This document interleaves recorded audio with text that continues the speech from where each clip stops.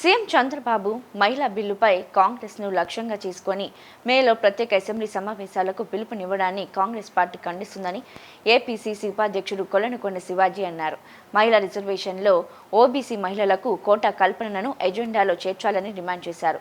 Amaravati ORR కోసం భూసేకరణ, రైతులు ఎదుర్కొంటున్న ఇబ్బందులు, సెల్ఫ్ ఫైనాన్స్ పేరుతో పెరుగుతున్న అప్పులు, టీటీడీ పదవుల్లో మహిళలకు అవకాశాలు లేమి, పోలవరం ఆలస్యం వంటి కీలక అంశాలను ప్రత్యేక సమావేశాల్లో చర్చించాలని కోరారు.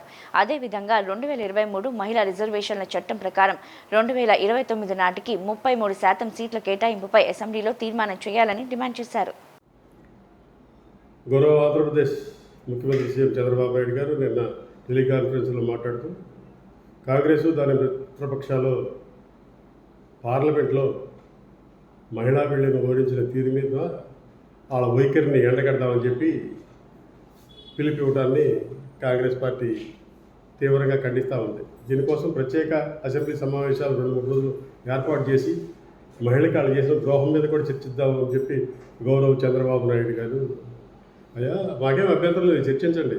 దానితో పాటు అమరావతి ఔటర్ రింగ్ రోడ్డు పేరుతో 200 కిలోమీటర్ల పొడవు, 140 మీటర్ల వెడల్పు, 20,000 ఎకరాల బలవంతపు భూసేకరణ కూడా పార్లమెంట్ సమావేశాల్లో చర్చించవలసిందిగా తమకి మనవి చేస్తూ ఉన్నా.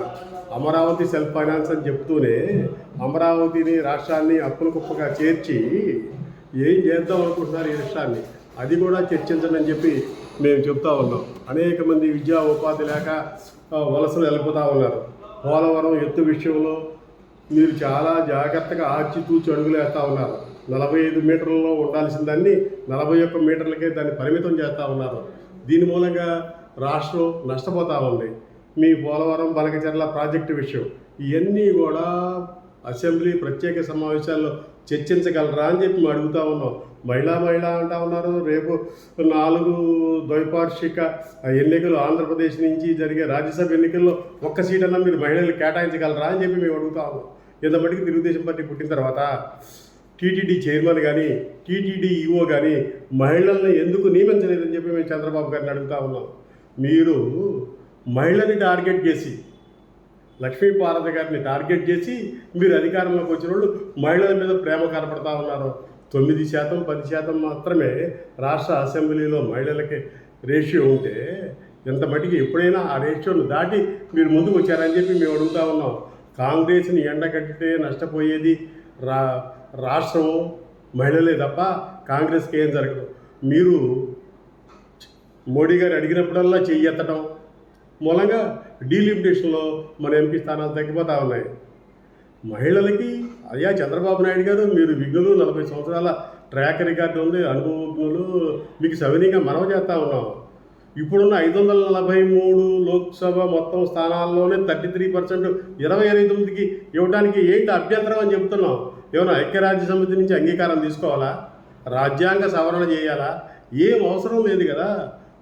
23 సెప్టెంబర్ 20వ తారీఖు నాడు ఆమోదముద్రపడి గజెట్ నోటిఫికేషన్ అయ్యి చట్టమైన మహిళా రిజర్వేషన్ బిల్లు ఉండగా మహిళ పేరుతోటి మీరు డీలిమిటేషను ఇవన్నీ చేయటాన్ని కాంగ్రెస్ పార్టీ పసిగట్టి, మిత్రపక్షాలన్నీ కూడా పసిగట్టి మోడీ యొక్క దుర్మార్గ చర్యల్ని అడ్డుకొని బిల్లును ఓడించడం జరిగింది.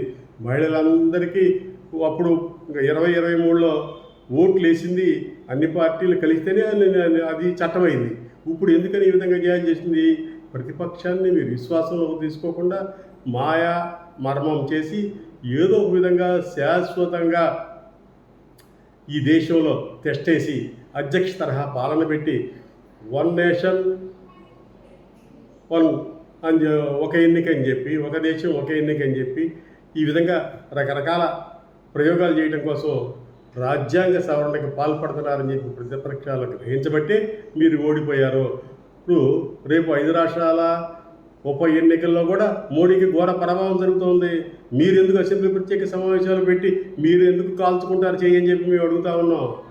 మీకు ఏమాత్రం చిత్తశుద్ధి ఉంటే అమరావతిలో శాసనసభ సమావేశాల్లో రాష్ట్ర సమస్యల మీద కూడా చర్చించి ప్రధాన పార్టీ అయినటువంటి అసెంబ్లీలో 11 సీట్లు ఉన్న జగన్మోహన్ రెడ్డి గారిని కూడా సాధారణంగా గౌరవించండి, పిలవండి, చర్చ చేయండి, మమ్మల్ని కూడా పిలవండి, మేము కూడా వచ్చి కూర్చుంటాం. కమ్యూనిస్టులు కూడా పిలవండి, మేము కూడా వచ్చి కూర్చుంటాం ఎక్కడో చోట. మీ ఎజెండాని ముందు మాకు పంపించండి. ఏం పంపించకుండా కాంగ్రెస్ని ఎండగడదాం, ప్రతిపక్షాలకు ఓట్లేదు, మహిళా ద్రోహులు కాంగ్రెస్ అని చెప్పి మీరు ఎట్లా మాట్లాడుతున్నారని చెప్పి, అదే మహిళ ఇందిరాగాంధీ గారు మీకు 78లో టికెట్ ఇస్తేనే మీరు ఎమ్మెల్యే అయ్యి, మంత్రి అయ్యి, రాష్ట్రానికి ముఖ్యమంత్రి అయ్యారు. ఒక మహిళ చల్లని చూపుతోనే మీరు ఆనాడు ఆంధ్రప్రదేశ్ ఉమ్మడి రాష్ట్రానికి ఎమ్మెల్యే అయ్యారు, మంత్రి అయ్యారు. అది ఇందిరాగాంధీ గారి కారణం కాదా అని చెప్పి మేము అడుగుతా ఉన్నాం.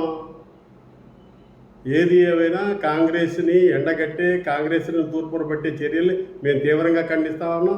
రాబోయే రోజుల్లో మీరన్నీ కూడా మోడీ అడుగుజాడలో నడిస్తే రాష్ట్రానికి అధోగతి తప్ప ఇంకొకటి లేదని చెప్పి సవినయంగా మనం చేస్తా ఉన్నా.